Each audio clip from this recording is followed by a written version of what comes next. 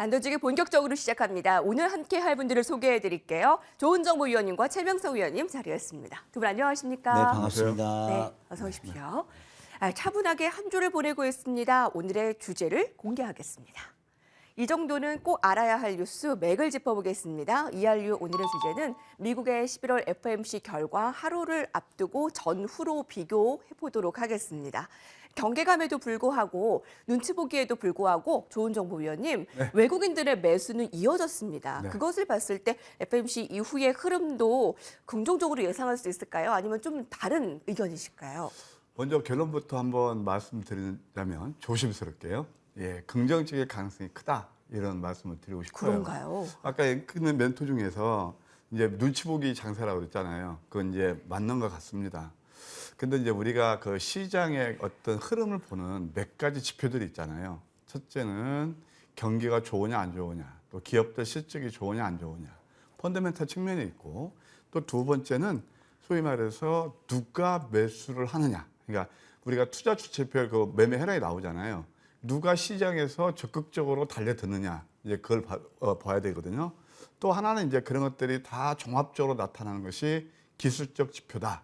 이렇게 말씀드릴 수 있겠는데, 사실 이제 FOMC를 앞두고 오늘 또 코스피에서 외국인들이 물경 한 5천억 정도를 매수했거든요. 무슨 코스닥에서는 약간 매도세를 보였지만 이것은 상당히 좀 중요한 의미를 갖습니다. 자, 일단 외국인이 이렇게 아까 제가 주포라는 표현은 어떨지 모르겠지만 이 시장에서 얼만큼 영향이 큰지 그런 것들을 한번 보게 되면은요. 먼저 현상부터 말씀드리면 외국인은 이제 앞으로 계속 매수할 가능성이 굉장히 크다. 그 이유는 뭐냐면은 우리 국내 기관들도 그렇지만 특히 외국인은 항상 어떻게 되냐면 그 푸드체인, 먹이 사슬이 외국인 먼저 사고 그 다음에 기관, 그 다음에 개인이 사서 소위 이제 하나의 사이클을 마무리하거든요. 근데 외국인이 가장 먼저 매수를 해요. 근데 이미 10월 달 들어서 제가 이제 10월 달부터 시작해서 4분기 큰 장이 온다라는 말씀을 드렸잖아요. 근데 10월 달 외국인이 3조 3천억을 매수했어요. 그리고 그 중에서 삼성전자만 정확히 1조 5천억을 매수했습니다. 네. 그러니까 대장주를 1조 5천억 매수했어요. 그러니까 3조 3천억 중에서 1조 5천억이면 몇 프로 이제 뭐 대략 나오죠. 그러니까 대장주를 산다는 의미가 있거든요. 그다음에 과거 외국인들이 얼만큼 시장에 영향을 미쳤나 보게 되면 7월에 2조 3천억을 매수했고요. 8월에 3조 6천억을 매수했어요. 두 달간 뭐 대략 한 5조 9천억을 매수했는데 그때 코스피 지수가 6% 가까이 올랐습니다. 대략. 그다음에 또 이들이 계속 매수만 했는데 그 전에는 1월부터 6월까지 안 좋았죠. 그때는 매도를 했어요. 총 16조를 매도를 했어요. 대략. 그러다 보니까 지수가 21% 하락했어요. 그러니까 외국의 영향력이 얼마나 큰 건지 알 수가 있죠. 그래서 일단 그렇게 우리가 볼 수 있고, 저는 이제 외국인들이 계속 매수할 수 있는 것은 뭐냐면은 잘 아시겠지만 지금 시진핑이 산 연임을 하면서 오히려 미중 갈등이 더 고조가 되고 있단 말이에요. 네. 서로 패권이 서로 이제 막 아주 팽팽하게 맞서고 있단 말이에요.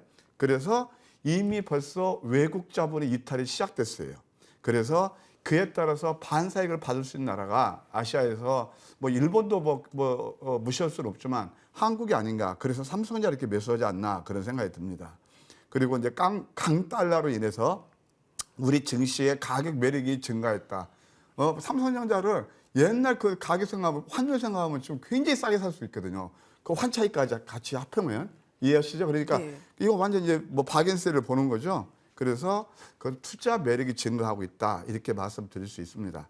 그리고 이제 이런 것들을 아까도 제가 하나로 나타나는 게 차트를 보면 알 수 있는데 원달러 환율 차트를 한번 보실까요? 이거 원달러 환율 차트입니다. 제가 여러 차례 이것이 이제 단기 고점이다라는 말씀을 드렸어요. 이격을 메우는 거죠. 딱 보시게 되면 웬만한 그 기술적 분석 하시는 분 아실 거예요. 이게 뭐냐면은 빼도 박도 못하는 3종 고점, 쌍 고점이에요. 그러면 이것이 이제 되고 주봉을 보실까요? 저는 이거 주봉을 늘 말씀드렸는데 고점에서 이렇게 과열 구간에 서면은 환율이 내려지겠죠. 그럼 환율이 이렇게 만약에 이제 안정세를 하면은 외국인이 매도하지 않겠죠. 이렇게 말씀드릴 수 있겠습니다.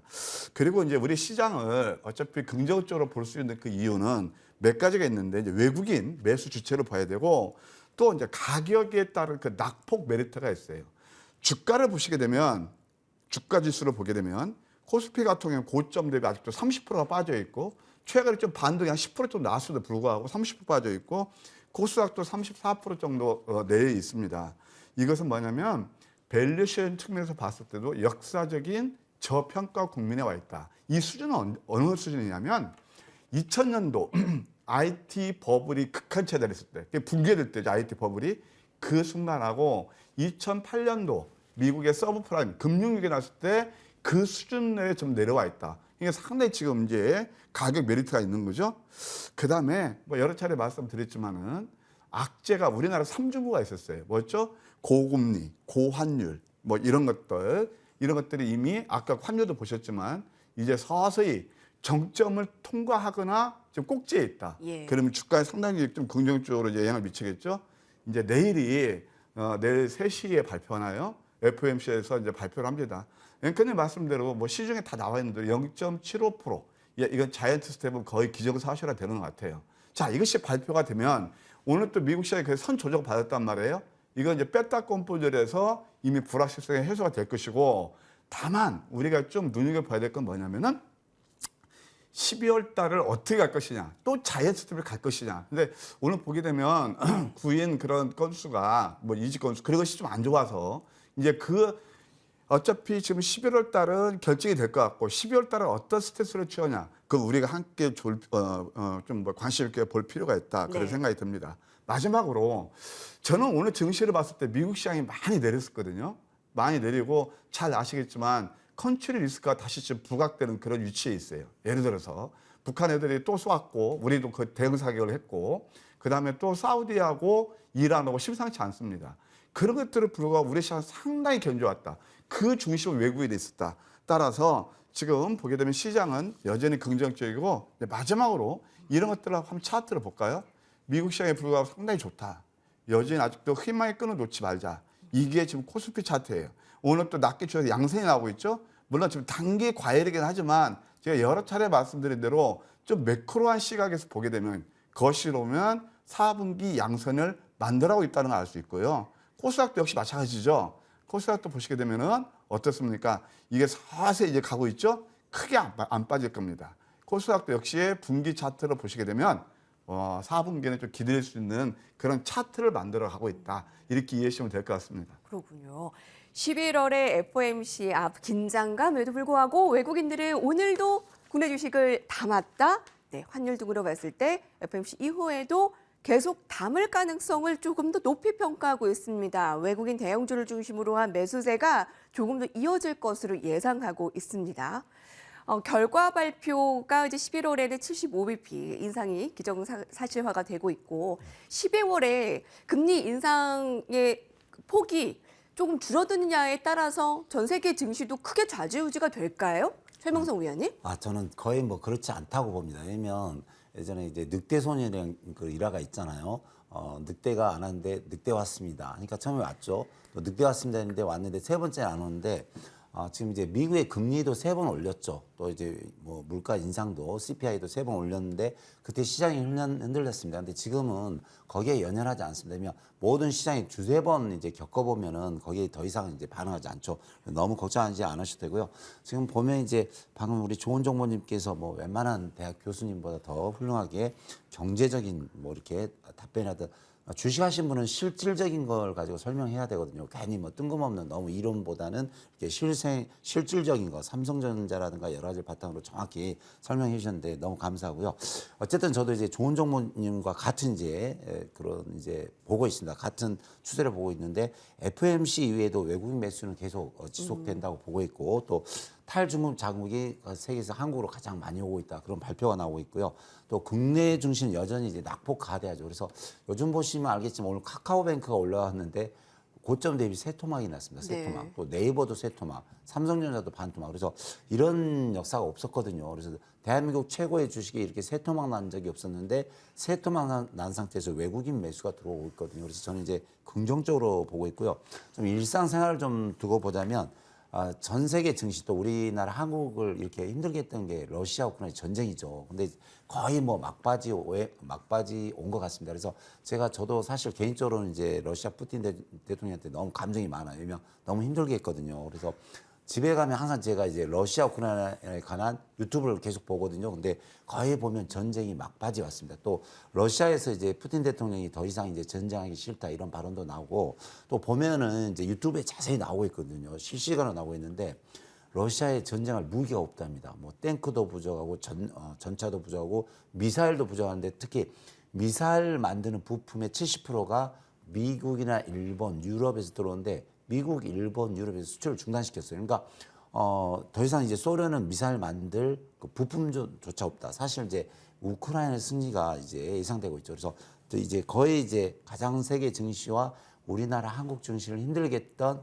러시아 우크라이나 전쟁이 막바지로 왔고 그 이제 최 이제 위에 있는 푸틴 대통령조차도 더 이상 전쟁하기 싫다 이런 발언했을 때는 사실 전쟁은 이제 더 이상 이제 의미가 없죠. 더 이상 이제 진행되리라 생각 않습니다. 그래서 이제 여러 가지로 봤을 때 악재는 다 지나갔다. 그래서 이제 호재만 남았는데 더 이상 걱정하지 마시고 저는 12월 달 상당히 좋게 보고 있습니다. 그래서 예. 자신감과 희망을 가지고 그래요? 도전하시기 바랍니다. 탈중국 자금이, 그러니까 차이나루원 자금이 한국 주식으로 많이 들어왔다는 자료가 있네요. 네네. 네, 실제로 많이 낙폭과대 종목들은 아직 많습니다. 11월, 12월에 좀 긍정적으로 봐도 괜찮다라는 의견을 가지고 있었고요. 자, 종목별, 업종별, 테마별 오늘도 굉장히 뜨거운 하루였습니다. 오늘은 어떤 키워드를 살펴볼지 화면으로 살펴보시죠.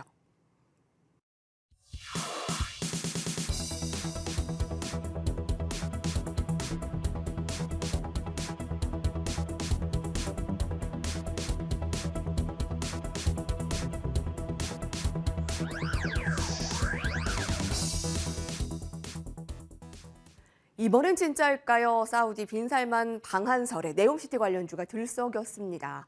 지난번에도 한번 실망감이 컸기에 이번에도 기대를 가져도 되나라는 생각이 들게 되는데요. 자, 조은정부 위원님, 네. 이번에도 뭐 확실한 날짜가 나온 것도 아닌데 너무 또 섣부른 기대가 아니냐라는 의문도 드는데 네. 위원님은 어떻게 생각하세요? 그러게요. 일단 그 주제에 들어가기 앞서서 제가 최명성 위원님하고 늘 방송을 많이 하거든요. 근데 밤방송도 그렇고 이 방송도 그렇고 제가 앞에서 말을 많이 하기 때문에 준비를 참 많이 해오시는데 할 말이 없어서 제가 좀 송구합니다. 그렇죠. 그래서 좀 양해 좀 부탁드리고요. 예. 막 저 써온 거 보세요. 얼마나 많이 써오시고 그러시는지. 그래서 그렇죠. 제가 좀, 예. 좀 네. 송구한 마음도 있습니다. 우리 시청자분께서는 좀 많이 그거 좀 참여하셔서 최명성 의원님 많이 응원해 주시면 감사하겠습니다. 자, 이랬던 이제 본론으로 들어가서 네옴시티. 어제 오늘 얘기가 아니죠. 오랫동안 얘기가 나오면서 그러니까요. 그와 관련된 종목들은 이미 이미 많이 굉장히 많이 올랐고. 올랐어요. 예. 이게 뭐냐면 주식이 어려운 게 바로 이거예요. 주가는 실물 경기라든가 어떤 펀더멘탈 재료보다 선행해서 움직이는 경우가 상당히 많아요. 어떤 돌출 특별한 재료 외에는 은근히 올라간단 말이에요. 그래서 주식이 어려운 거예요. 자, 일단 아까 이제 앵커님 말씀하신 대로 진짜 빈 살만이 오느냐? 그럼 와봐야겠죠. 근데 지난번 온다고도 안 오고 예. 이번 아마 진짜 오는 것 같습니다. 저는 이렇게 군부를 서서 떼고 있는 게 뭐냐면 이번에 5일날 원희룡 장관께서 이제 가요. 그 수행인들 데리고 그냥 뭐 여행 가는 건 아니겠죠. 그냥 가방 들고 이미 다 어느 정도 밑그림은 돼 있을 거예요. 밑그림은 돼 있어가지고 이제 갈 텐데 이미 그 네옴시티에 관련주는 대부분 주가가 선반영됐다는 사실입니다. 그래서 이미 기술적으로 보면 과열권에 진입해 있다. 그래서 신규 접근은 좀 제한하는 게 좋겠고 기존 보유하고 계신 분들은 항상 이제 재료에 앞서서 선행해서 움직이니까 반등이 나오고 그럴 때 일정 부분은 오를 때마다 수익을 실현하는 전략이 어떻겠는가 이렇게 조언 드리고 싶어요. 자, 일단 뭐 이렇게 좀 보시면 되겠고 제가 일단 한번 차트를 통해서 어떻게 이런 것들을 저점에 얘기가 나오기 전에 매수를 하는지 그런 것들을 일단 제가 설명드리도록 할게요. 예, 어제 현대건설을 비롯한 건설주나 네옴시티 관련주는 어제도 좀 들썩이는 면이 있었는데 원희룡 국토부 장관이 이제 사우디를 방문해서 네옴시티와 관련한 적극적인 국가 유치의 계획을 좀 밝혔습니다. 그리고 또 이번에는 오늘은 사우디의 빈살만 왕세자의 방한설 이것을 논하기 전에 이미 많이 올랐다는 겁니다. 그렇죠. 지금 관련주들이 오늘 특징주는 좀 어떻게 바라봐야 될까요? 어떤 종목을 살펴볼까요? 뭐 대장주 역시 한미글로벌이 아닌가 그런 생각이 들어요. 뭐 여러 종목들이 있지만 지난번에 그런 말씀을 드렸죠. 우리가 이제 우크라 전쟁에서 뭐 식량 얘기 나올 때 차라리 재건 관련주를 보자. 그러니까 우크라 재건 관련주하고 네옴시스템 관련주하고 거의 다 초록은 동색이에요. 비슷해요. 그래서 그렇게 이해하시면 될 것이고 사실 변수가 하나 남아있어요. 아까 제가 서두에서 말씀드렸죠. 이제 뭐 사우디하고 이란하고 또 이렇게 좀 분위기가 심상치 않거든요. 그래서 사우디에서 미국한테 SOS도 치고 좀 그런 건데 이제 그런 것들이 이 어떤 그 컨트리 리스크는 어떻게 변할지는 몰라요. 만약에 또 우크라 전쟁처럼 이렇게 나온다면 네옴시프트 건설도 뭐 자유롭지 못하겠죠. 일단 그렇게 우리가 그거 한번 염두에 둘 필요가 있겠고 뭐니 해도 저는 한 종목 특징주를 뽑는다면 한미그룹입니다. 한미그룹 차트를 보실게요. 자, 우리가 기술적으로 봤을 때 가만히 보세요. 제가 한번 팁을 드릴게요. 아까 저희 기술적으로 우리가 접근한 방법 알려드렸죠. 이 빨간색은 다 과열권이에요. 여기 과열권이죠. 이게 과열권이죠. 이게 지금 스타캐스틱 슬로우의 바로 보조 지표인데 과열권이에요. 그리고 오늘 또 저 깜짝 놀랐어요. 장종 막 이렇게 올랐죠. 이게 이제 보면 상승의 크라이막스에서 보통 나타나는 신호들인데 한번 이거 제가 분 차트를 한번 띄워드려 볼까요? 분 차트를 띄워드리면 한 60분 차트 한번 보실까요?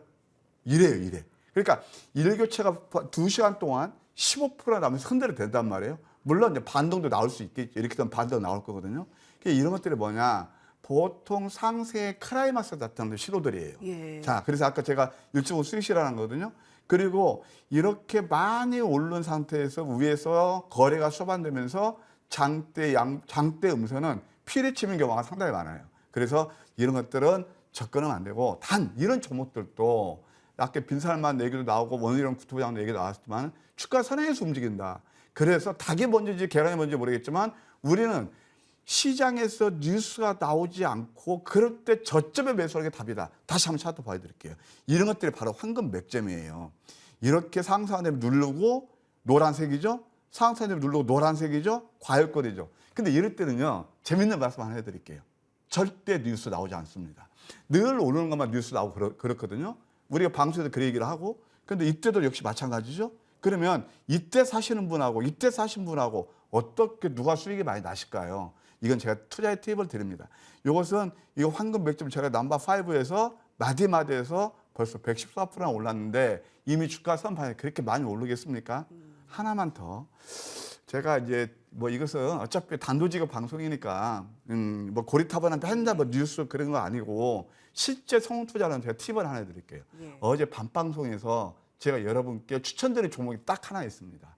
이미 그 전부터 전날 관심을 넣으십시오. 그래서 어제는 정식 포트로 한 게 바로 탑 머티리얼이었습니다. 예. 탑 머티리얼 차트라 보시겠습니다.